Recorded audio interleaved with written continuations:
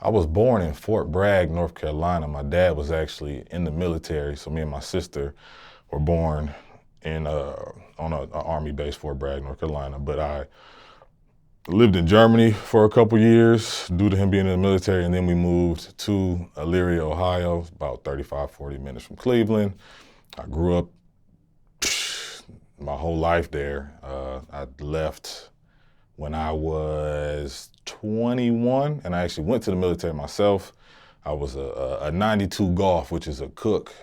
So when people say, was you out there shooting people and or when you go to the airport, I used to go to the airport and have my uniform on, and old ladies and other veterans would walk up to you like, oh man, thank you so much for serving our country and putting yourself in harm's way. And I'm like, man, nigga, I was making omelets. Like, I ain't defending nobody, you know what I mean? So that was just, it was me. It was a safe job. I'm actually colorblind. I had took the ASVAB test, which you need to take to see where you place to get a job in the military. So I had a bomb squad position that I could have had, but when it comes to bomb squads, you got to cut the red cord, the blue cord, or like a yellow cord or something like that. So being colorblind, I would have killed all the motherfuckers, so I couldn't do that. So cooking was cool, meat is all brown, or pink until you cook it, I guess. I don't know. But after the military, I went to college at Ohio University, shout out to Athens, and I was a communication studies major. Not knowing what I wanted to do, I just knew that was kind of like an easy major to have. But in the process of that, you doing stand-up speeches in front of people, so it just kind of, it's ironic that it just transitioned that way to where that's what I do now. I'm in front of people. How many years did you actually do in the military? I did 4 years. I got honorably discharged just because at the time the government was shut down, so they were trying to cut people out to save money and, to ask for volunteers. And, I wasn't trying to go to war. I was just trying to get my schooling paid for. So that was just a blessing in disguise. So was your original contract for the military 4 years? It was, I want to say 8 years, actually. Okay. I think it was 8 years, so I was able to get out halfway through. And you completed a college degree? I actually did not complete my college degree. You need 120 credits to graduate. I'm currently sitting at 119.3. Mm. So when I left school, I walked and everything and pretended like, I graduated. And then I started taking online classes, but you can't just take one online class. Really all I needed was just one class, but you got to take at least, like, I think 9 in order to be like a part-time student. So I had like 3 online classes, but I'm also working. I'm also trying to do the comedy thing.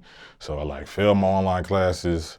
So, things happen in life. I might go back one day and finish it just to say I finished it. But as I progressed in my career, I kind of realized that college isn't necessary. I think that's just something that they just kind of implement into you to make you think that's what you got to do. But I know a lot of people that ain't go to college that's, pretty successful. I mean, DJ Smallz, you ain't go to college, so. Did you go to college? I did. I actually got my associate's degree, and I tried to start the junior year, and I dropped out. Okay, all right. I was just throwing it out there, man. I wasn't sure, but Kinda, sorta. Kinda, sorta. I mean, so you did, though. But it's all about the experience, too, man. You meet a lot of people. I actually pledged Alpha Phi Alpha, Fraternity Incorporated when I was in college, and that right there was a great opportunity to be able to get booked. I get booked for like a lot of step shows, comedy shows that the Greek organizations throw. And since they know that I'm Alpha, I already know the lingo, I already know what jokes I can tell, so it worked out perfectly. My personal story with college was, that junior year, that's when you start your major classes. Yeah. And I didn't exactly know what I wanted to do. Your first 2 years are just a general degree. You get your general stuff done. So because I didn't know what I wanted to do at that point with the degree, and I didn't want to waste money, choose the wrong thing, but I knew I had a passion for music and DJing, I told myself I would give myself like 2-3 years. If I take this break and I can accomplish a lifestyle where I can pay for itself and I can stand up and do my own thing with the passion that I have, then I don't need college anymore. But if I couldn't, I knew what the other choice was. Absolutely. So that was my personal. And I used to throw parties when I was in school too. That was another way that I used to make a lot of money. I actually started it wasn't like, organized like that, but it was a group called Cool Kids Entertainment. And I had a couple people that I worked with who would throw the best parties on campus from 2011 to about 2013. Any party that I threw, everybody came out, good time, and I mean, we made a lot of money. Shout out to Arthur Green. He was one of my partners on that. Promoting can be sketchy. I've seen people lose at that. I've seen people win. It sounds like you won overall, though. You were in the green. You profited. Oh yeah, absolutely, absolutely. I wouldn't change it for anything in the world. I mean, it was kind of weird because that wasn't, I guess, my lane in a sense, but it just kind of just fell into my lap. I was able to go and talk to these, because Athens is a very Caucasian-based town. So when you go and talk to these business owners who got the venues, they're kind of like, nah, we don't want that, ruckus in our establishment. But, I was able to go and present myself. I was cool with a lot of Caucasian students. So I would bring them with me because they would have the look, the fraternity prep boy look with the shorts and the, button-up collar shirt. So it kind of worked hand in hand. What would you say the secret is to winning at these parties as a promoter in college versus some of the, horror stories I've heard where people lost a lot of money? You have to have a great rapport with the people that you're wanting to come out. They got to know you. They have to know who you are, what you do. So I didn't just instantly go to start throwing parties. I actually transferred. Let's rewind back. So I graduated high school in 2006. I went to a small school called Heidelberg College in Tiffin, Ohio. Very small. I played football there. But after that, I wanted to go to barber school. So I went back home, stayed with my grandma. I've been living with her since I was 7, 8 years old. And I let her know, like, well, barber school's starting in October. I know college goes back in August, but I need to stay here a couple months. She's like, nah, nigga, you got to get out, get your own spot. I'm like, well, that's going to mess up everything. When you get an apartment, you got to sign a 1-year lease. So that's what I did. I got a lease. Barber school was out the window. I'm living back in the city of Elyria for about 2-3 years. I go back to Heidelberg for a semester. The next semester rolls around. They're like, yeah, we need $4,200 for your classes. I'm like, I ain't got it. So that's when I joined the military, saved up my money for the military, paid them off, transferred to OU in 2010. Then I pledged to be an Alpha Cross in 2011. So I had a name of being an Alpha on campus, but I still was throwing like educational programs. We had a program called Voteless People is a Hopeless People, just trying to get people to, sign up to be voters in the city. And just by throwing educational programs, I had the reputation on campus as a cool, popular dude. So that opened up the doors of being able to throw parties. And I had the best venues like locked down. Anytime a venue tried to shut us down, I already had another venue ready for the following week. So. And why that fraternity? Oh, it's the best fraternity it is out there. It's actually, on my campus, it was the first Black established Greek organization on campus. And of the whole Divine Nine, it's the first Black fraternity. And when I was on campus, a lot of people that I just was friends with, I didn't know anything about fraternity or sorority life, but a lot of the people who I was just naturally like cool with, they were alphas, so it just made sense. Nobody in my immediate family was Greek, so I was the first one to kind of step into that realm avenue. I never had watched like Stomp the Yard or none of that stuff before I joined, but that was probably top 2 best decisions of my life. What was the first? Coming to the DJ Smallz interview. That was the number one, man. This is good publicity right here for your boy. When it came to these parties that you were doing well with, promoting, were you the actual type of promoter that would be the life of the party itself, so to speak, jump on the mic and actually host these things as well, or no, you just were more of the financial logistic type of thing? Financial logistics. See, a lot of people have this misconception when they see me on social media that I'm just this crazy, just wild guy. I'm really laid back. Unless you know me, if you know me, I'm very silly. I like to have a good time. I'm the life of the party amongst my friends. But if I don't know you, I ain't about to just be in your face, just chopping it up with you like that. It's just, once you get to a certain level, and this is not like being conceited, but you kind of gotta take yourself away from the people. You know what I mean? I'm not gonna go out to, the club every Thursday and Friday, because then anybody gonna want to book me to come out on Thursday and Friday. Because if they see me out, I'm just gonna go to that club because I know he's gonna be there. So I would let other people do that. We actually had a guy in our fraternity. His name is Brandon Chestnut. He went by DJ Be Cool. So we had him DJ. And just like I said, with Athens being so small, you really didn't want nobody on the mic doing all that talking and all that. Everybody was just coming to have a good time, listen to some music. Twerking was popular back then. A lot of people don't twerk now because they be on their social medias trying to look cute and whatnot. But nah, that wasn't me, man. I just like to handle the business and keep it moving. Would you ever, at these type of parties, would you ever book talent to perform at any? Did you ever get higher up with promotion and those type of events, or? No, we didn't necessarily book talent. We had dope enough parties though. There was a event that we was throwing, a party at this nice venue, and Stally, he's a rapper from Ohio, and a DJ by the name of DJ Bandcamp, shout out to DJ Bandcamp from Cincinnati, they were in town for a concert for the actual school.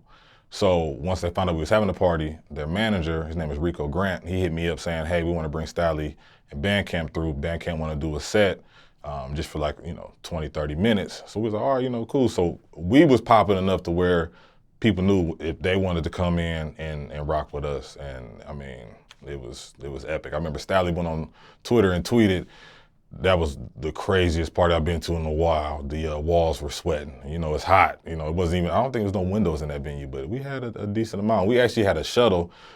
People in college, they don't got cars, so we was paying, we had students paying like $5 to take the shuttle to be able to come to the venue back and forth. And we actually rented a van through the school, which is illegal. We wasn't supposed to do that, but I'm out of school now, so I don't really care. But we rented it through the school for a discount, 15-passenger van taking people back and forth, so. Does this promotion crew or this company that you had back then that was throwing these parties, does that still exist back in Ohio? Is there maybe an event that you started, an annual thing that continues to go on without you, or no? Nah, it's done. It might be some people that throw parties, but like I said, it was very hard to actually lock in venues just because the people wasn't really rocking with black people like that. And the one venue that we did have, that whole block actually caught on fire, so they were shut down for a couple years, and they remodeled, so they don't really do a lot of that now. At what age do you move to Atlanta? It was 2016, so when you get old, I see what you did there. You got me trying to tell my age, and that's not what you're supposed to do. You're really supposed to keep it cool. So I was like 27 when I moved to Atlanta, I believe. Why'd you ask me that question? Just trying to get the chronological order of how you end up getting to Atlanta. I'm trying to let the people know how old I am. It's totally up to you, whatever you're willing to share. Nah, I'm still 27, even though I moved to Atlanta in 2016 at 27. Nah, I'm 30. I'm young and 30. 30 with no kids. That means my pullout game is top notch. Yeah, 27. What was this, 2019 right now? So, okay, I'll be 31. Yeah, 27. And you moved to Atlanta from Athens? I moved to Atlanta from Columbus, Ohio. I was in Columbus, Ohio for 3 years. I moved to Columbus after I left Athens, after I graduated from OU. And what was the reason for Atlanta? Oh, man, it's the mecca of entertainment. It's the Black Hollywood. Without having any children, I was able just to kind of get up and go as I please. So that wasn't there. It's just, I don't regret moving to Atlanta at all. I don't plan on leaving Atlanta anytime soon. I just love Atlanta. I love the vibe. You go to just your typical Walmart and the whole demographic is completely different from Ohio. I mean, it's just a lot of black people in Atlanta. And I don't got nothing against white people. Shout out to all the white people that, follow me and whatnot. But I mean, it's just different. You just feel more comfortable here. So it was a total career choice move. Absolutely. Was there any thought on LA? Was there any thought on New York City? New York City, no, only because it gets very cold in New York City. I wanted my destination to be somewhere that, it gets a little warm. Like this past year, we didn't have no snow in Atlanta. That happened where I stay. But Ohio, you guarantee snow from the end of November to about middle of March. So I just kind of wanted to be somewhere away. It was either gonna be Atlanta or Houston, so. Now, how often do you go back to, I don't know if you even go back to North Carolina or Ohio these days? You know what's so crazy is that I just went to North Carolina earlier this year, I had a comedy show, and I was able to see, because that's where my dad's from, so I was able to see my dad's side of the family for the first time since 2001. So I haven't seen them in a while. That whole thing, it kind of separated our family a little bit, actually a lot of bit. Some of them reached out, but I think the situation just kind of made it so awkward that they didn't really know how to approach us, this, that, and the third. But I mean, they showed love when I came down there. Everybody came to the show. They had a big cookout for me. But I don't go to North Carolina like that. I actually go to Ohio as often as I can. And I'll make that drive. It's about a 10-hour drive from Atlanta to Ohio, but I know I'm gonna be up there for a while. My grandma still lives up there. My sister, my niece, nephew, my aunt, my grandfather's up in the area. So I go up there, when I can. I just actually moved my little brother from Ohio down to Georgia with me. So that's a plus right there. Shout out to Clutch. When you reference situation here in North Carolina, are you referring to the death of your mother?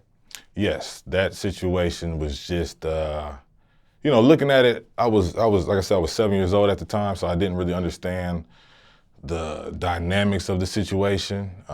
My father did get a life sentence with parole within 20 years. He went to his parole hearing. They gave him another 10 years. They go sit your ass down, 10 more years, think about what you did.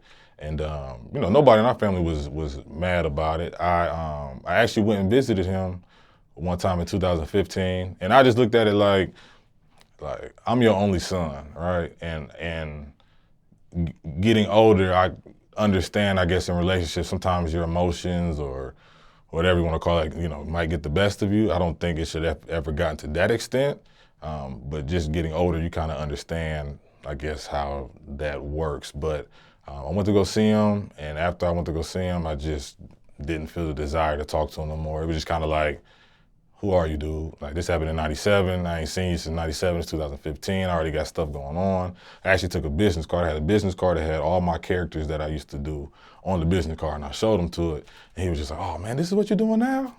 I'm like, nigga, what you doing? You know what I mean? You in here with some characters too, but I ain't judging you, you know what I mean? But I didn't really know who he was at that point, I had my base, my family that supported me. And he made a decision that changed, everything in my life. But at the same time, it's like, if that wouldn't have happened, would I be the comedian that I was today? So, in a sense, it's like, it's kind of weird, because are you supposed to be like grateful for the situation because it made you who you are? But the situation's still fucked up on the other end. You feel what I'm saying? So.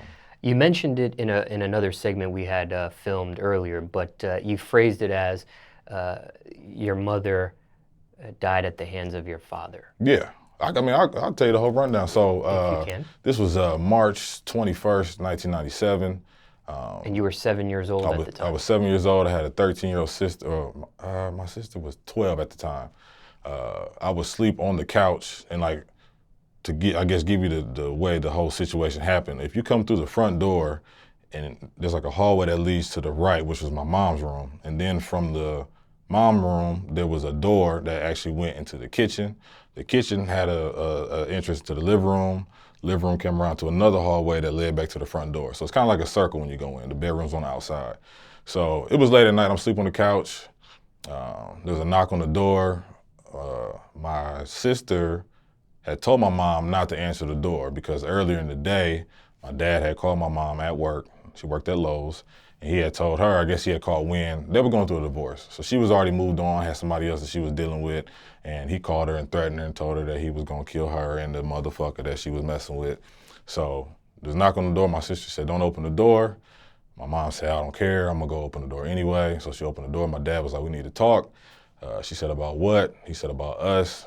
He then punched her in the face, stabbed her 13 times. And my sister went to go call 911 off the phone. He cut the phone cord. So my sister runs from the kitchen where the phone was at through the living room. When I wake up, I just see my sister running. And I'm thinking like she's just like playing around with my other sister. She didn't stay with us, but when you wake up, you don't know what's going on. So I kind of doze back off for like a few minutes. I wake back up, I hear my sister on the phone crying. So I get up and all I see is my mom's head laying on the floor. My sister telling me to stay back. So then, the paramedics come, 911 come, or 911, the cops. And they take us downtown. When we go outside, You know, you got the yellow caution tape, all the neighbors is outside looking, seeing what's going on. Take us to the police station. And then after that, we went to my grandma's house. And then that next morning, my grandma came in there, sat on the side of the bed, said, your mom ain't make it. And that's where we are now. And this was grandma on mother's side or father's side? Mother's side, the mother's side. His family was in North Carolina, so this was in Ohio. As a 7-year-old, I mean, you say this so, I mean, the way you say it is so effortless. But what was going through your head at the time? This was happening? And you were, as this divorce was happening, you were living with your mother. Yes, I was living with my mother, But you had a 2-parent household. Well, he had an apartment. He had moved out, he had his own apartment somewhere. I was only over there one time ever. The cops actually had me ride with them in the back seat to show them where he lived, but at the same time, it's like I knew where he lived, now that I think about it, but I really thought I was doing something like saving the day at the time. But it's kind of hard to think, I guess, what was going through my head at the time. Like I said, I was so young that you didn't really understand the dynamics of what was happening, you know, and I would catch myself, I mean, even now, I'll get emotional every once in a while just thinking about it. And, you know, you have Mother's Day that come around and, you know, we'll go, well, me and my girlfriend, Lauren Gibson, we'll go down and, you know, see her mom. And even thoughts of that at the time was like, you know, I never was able to buy my mom no gift on Mother's Day, or she wasn't there for my, you know, football games growing up, or, you know, seeing my little brother grow up, or, you know, all that stuff. So it's just, it's tough, but it's also what, like I said, drives me to be the person that I am. That's just the driving force, like just to kind of be that bright spot in my family, just after the whole aftermath of what happened in our life. Is just like, I feel like I'm the chosen one. I'm the one that's supposed to, you know, put the family on my back and take us to the top of that mountain. And I gladly accept the challenge. So, okay, you're born into a 2-parent household. Correct. Okay. At what age do your parents split and you're living with your mom before this incident happens at 7 years old? I want to say it was still like when I was 7. Okay. My birthday's in August, so it had to be, if that incident happened in March, I'm assuming it was either late 96 or early 97 when that happened. I know he wasn't at that apartment for that long, though. He wasn't there that long. Prior to this incident, were there domestic violence between your parents? Not that I was aware of. Or that you can remember? No, that I can remember now. After her death, who takes care of you at that point? Oh, that's my grandma. Grandma Annie Simpson. We call her Grandma B. It's weird because growing up with her, I could not stand her. We always butted heads. She was very like old school. I graduated high school and I had to be home by 11 p.m. that night. And graduation was over at 10:30. So I went to McDonald's and came back home. But she was like very strict. But now that I was able to get out of the house, I mean, she's hands down the greatest woman, greatest person that I know. She's beat cancer twice. She had breast cancer before, beat that. She just was diagnosed with bone cancer, I want to say last year, and beat that. She is a very just happy, joking spirit. She's very silly. And I'm going to show you this interview, Grandma, and you're going to agree that you're silly. And this was grandmother on which side? This is my mom's side.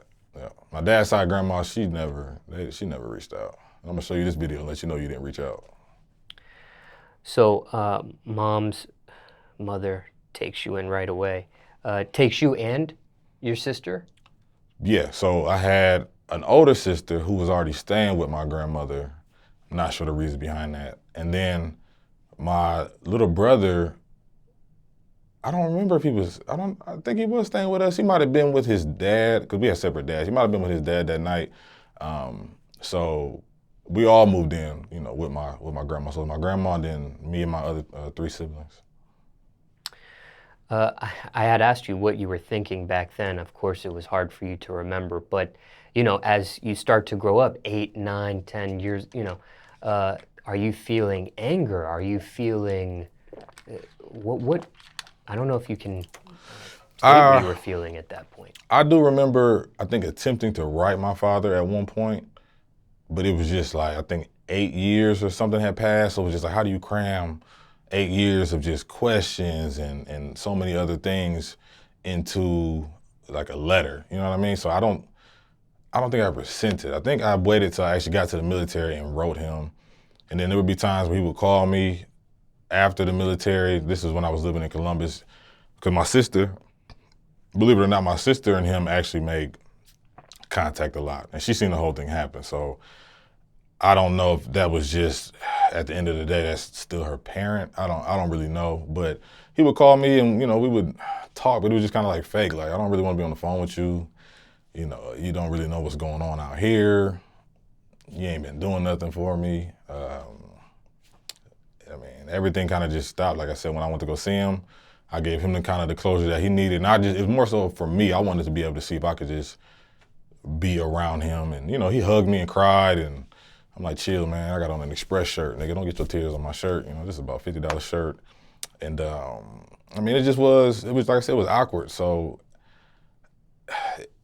I wouldn't say anger, but I definitely have, I forgive him, just because you have to be able to move on. And like I said, I don't do good with bad energy. It's just, I don't like bad energy. It messes up your day. And especially if it's nothing that is gonna change, like me being mad at him ain't gonna bring her back, So it's just like, you just, learn from it and move forward.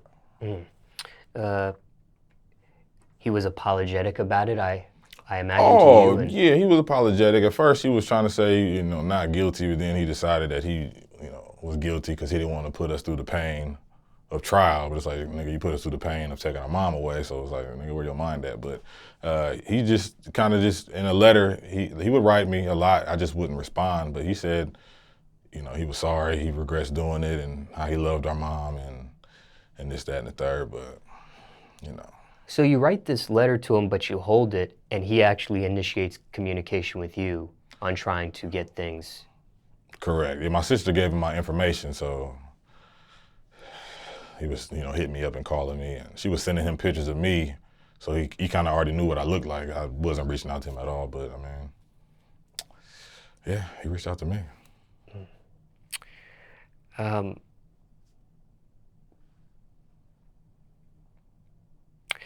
Now, somebody watching this, and when it comes to circumstances, everybody's circumstance could be different, but let's say somebody's watching this and they are going through a death of their parent.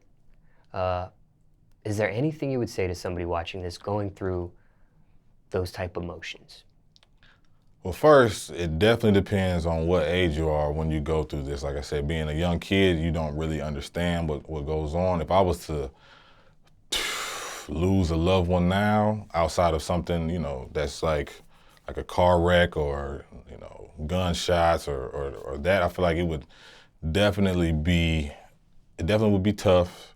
You got to stay mentally strong. You got to just really surround yourself around people who love you, who care about you, who want you to do the best that you could do. And then also remember that the person that passed away, they want the best for you as well. They're watching over you every step of the way. Kind of a side note, my little brother, like I said, he actually was charged with a murder charge and sat in jail for 2 years for something he didn't do. Just got proved not guilty earlier this month. And I even told him, I said, at first I thought the death of our mom was, to kind of put me and catapult me to the position I'm in. But I said, I think that was more so for you now that I look at it. Like, who do you know really sits in jail for that long and goes through that and gets out on top? Like, that's a blessing. Like, and that's a miracle. That's what that is. So that's why I feel like she had to be the one up there talking to God, like, look, God,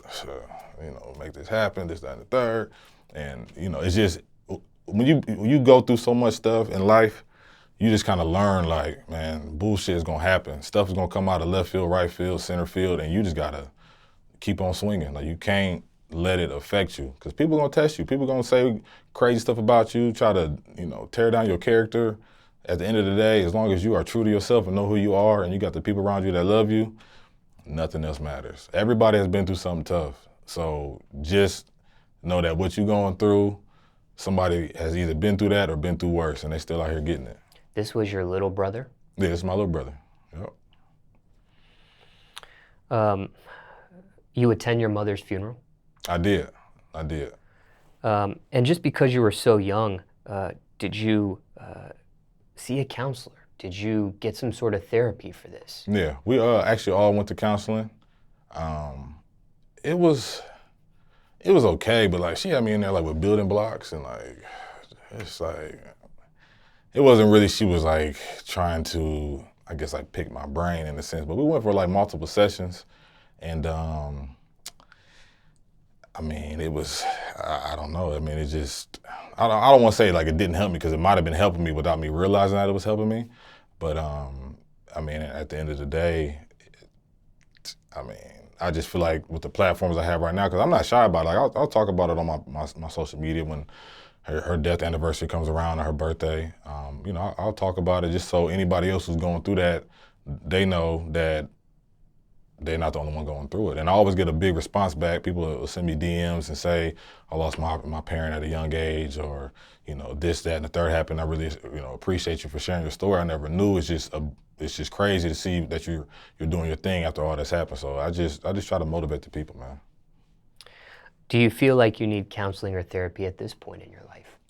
I mean, sometimes just dealing with my crazy girlfriend, I mean, sometimes she just be like, nah, I mean. Couples therapy? You know, couples therapy might not be so bad. Nah, I mean, counseling ain't bad at all. I mean, to just kind of have somebody there as a mediator, no matter what it is. If you just feel like you've been through something tough in your life and you just need somebody there to talk to on some confidential stuff, that's not a bad option. If, you know, you're going through stuff in your relationship and you need somebody there to kind of just mediate and help you guys see a different picture or a bigger picture, or just help with whatever small issues you're having, I don't think that's bad. I think a lot of people, even people that deal with mental health issues, they feel like talking to a counselor makes them think that they're crazy, but it's not in a sense. Like, you don't want to talk to a counselor, but you want to talk to Facebook and Twitter and put out your business there, and you got people on there giving you advice, but they're not certified to help you with that advice. They're pretty much gonna tell you what you wanna hear. Like, oh, I'm tired of my baby dad, I'm gonna kill him. Girl, I know where to find a knife, I know where to find a gun. Girl, I got a gun right over here, you can come get it. Like, that ain't what you need. Like, you need somebody who is specialized in that to assist you. Do you mention your mother in your comedy at all? Nah. I just prefer to her to sit back and watch it. So, you know, I don't, especially it's like, I can do this interview with you and talk about it because it's like an interview, but then on stage, you just kind of want to keep that energy like up, you know what I mean? And that's kind of like a Debbie Downer in a sense. Some people are like, oh, dang, man, I was watching the Bankshot interview with DJ Smallz. I thought it was going to be funny. And he got me over here, you know, crying and boo-hooing. But it's like, no, I'm just, you know, just showing y'all the real, letting y'all know like what it is. This is y'all getting to see me, you know, outside of the whole comedy stuff. Y'all gonna see the comedy all the time, you know what I mean? If you come see me live or on my Instagram, that's all you see. So this is just a way to kind of give y'all that real. Do you feel like you got, I mean, was your mother funny at all? Was your father funny at all? No, he was corny, but my mom was very funny. My aunt, her name is Shalonda. Shout out to Shalonda Brown. She's hilarious. So my grandma, my mom, and my aunt, like, they are some silly individuals. My little brother is also a clown. He's funnier than me on the low, but I'm not gonna tell him that I said that. But I think that's where the funniness comes from. And me and my Aunt Shalonda, she actually was my guardian as well. So my grandmother and my Aunt Shalonda were our guardians growing up. And me and her shared the same birthday, August 7th. Shout out to all the Leos. But it just had to trickle down. She was a rapper. My brother's actually a rapper. But she was also like funny, silly, and I feel like I like got that trait as well. My mom was very funny. Everybody loved her. She was a teacher. Everybody, like I said, loved her. It had to be from them. I know, obviously, your mom passed away very early in your life, but do you have a favorite memory of her? I would say my favorite memory of my mom would be one time she took me home from school early, and she told me that there was some food in the refrigerator that I just could heat up in the microwave and make. And I was in 3rd grade, but I didn't want the food in the refrigerator. I wanted some hamburgers that was in the freezer. So I cooked 2 hamburgers in a skillet that was banging too, that was fire. But I remember she came home and, you know, when you're in 3rd grade, you're not supposed to use the stove when nobody's home. House can catch on fire. But I thought I was slick. You know, I ate all the food, put it in the trash, no evidence. But there was hamburger grease in the skillet. So when she came home, she seen it, And she's like, did you cook some hamburgers? I'm like, no. So, well, what did you eat? Because the food that's in the refrigerator is still in the refrigerator. I'm like, I wasn't hungry. She's like, no, this is hamburger meat in this damn skillet, Nick. Whoop my ass. So that's the best memory, my favorite memory. Is you getting whooped? Yeah, because it's funny, I was in there cooking hamburgers at a young age, and then I grew up to be a cook in the military, so it was like kind of like foreshadowing, like, you know what I mean? Like, boy, you gonna cook, like, you got your ass beat, you better be cooking the rest of your life, like, you know what I mean? Like, it's just, it's crazy how it works, man. Did the color blindness have anything to do with this? Nah, because I knew that the burgers was done, because they was brown. Like, you know, you can see pink. It's really like my shades be messed up, so I might see a red shirt and think it goes with some red J's, and I bring it home. My girl like, baby, that shirt orange. I'm like, nah, it ain't orange. Like, and then I put it to the shoes. I'm like, damn, that shit orange as hell. Like, so it's just the shades, like purples and blues be looking weird. Greens be looking weird sometimes. It's I don't know, it's weird, man. But in cooking, like rare, medium well, could that be an issue there too, or not really? Nah, because I mean, at the end of the day, if it's done, you're gonna eat it. You know, I mean, everything gonna be well done. I'm not, you know, and I didn't really cook. You gotta think it's the military. You feeding the masses, so you're not cooking no damn salmon and shrimp. Like, you cooking ground beef, you making peanut butter and jelly sandwiches, macaroni and cheese, like just stuff that can feed the masses. So you're not getting fancy like that, nah. I see. And just last question about your mother. What do you miss the most about her? What do I miss the most about my mother? Is it a certain characteristic or something that she did? I wouldn't say that there's something I miss the most about her. I just wish she was here to see what's happening right now. You know, I just wish she would be able to, like, that's my son, you know what I mean, on TV, when I do get on TV, or come to the comedy show and I can point her out and thank her for you know, creating me and being the mother that she is. That's what I miss the most. But ironically though, my Aunt Shalonda is like the closest thing like to a mom that I have. I can call her and talk to her about anything. There's no judgment. Like, she's just like mad cool. Like, I love her to death. I love my grandma too, but like, there's certain things I can't talk to my grandma about smoking weed and drinking, but I can talk to my Aunt Shalonda about that, you know what I mean? So it's just, I just wish that my mom was able just to see her kids grown and just see the success that we're having. Because your aunt is so funny, what does she actually think about your comedy personally? Oh man, she shares it with people at her job. She's always supporting me. She's came to at least 3 or 4 of my shows. She used to always come to my football games in high school, my football games in college. She loves it. I mean, she knows, she got 4 kids. She knows what sex is. She be getting down, so. Do you ever consult her for material? Yes and no. We might have a conversation about something and she's not giving me material. Like, she's not saying like, here, you should use this, but within our conversation, she'll say something. I'm like, yo, I'm gonna turn that into a skit. And, you know, Lord behold, she'll get on Instagram or Facebook and see it and call me like, I know you did not take what I told you. I'm like, they don't know who you are, Shalonda. Like, just chill. Like, it's just for jokes, so. Now, you mentioned earlier in this conversation, your grandmother survived cancer twice. Mm-hmm. What was that like? And this was while you were growing up in the same household? She was dealing with both of these cancers? No, this was after I was already out. I was in school and in my own apartment and stuff. So it was kind of different. Like, I heard about it, and she would always tell us that everything was okay, but of course it's what she's supposed to do. She don't want us worrying about it. But I mean, I don't know nobody who beats cancer twice and still ticks and moves around and jokes and you know, takes care of great grandkids and you know, anytime I come home, she's always offering to cook and get up and just do this, that, and the third. So she's a warrior. By the definition of a warrior, she's definitely a warrior. It happened while you were living outside of the house, but did you have to, did you help out with while she was undergoing this stuff? I helped out in the sense of conversation, lightening up the mood. I was far away at the time without a vehicle, so it was kind of hard to like come back home and see her. But I mean, just talking to her. All she wants from us now is just to call her. If we can't come see her, you know, just at least call her. So I make it a habit to at least try to call her as often as I can, so. I see. Both, I mean, I don't know how much knowledge you have about her cancers, but were both found in early stages? I'm assuming so. I'm not sure, but usually when they find it in the late stages, it's too late. So I think they got them pretty early.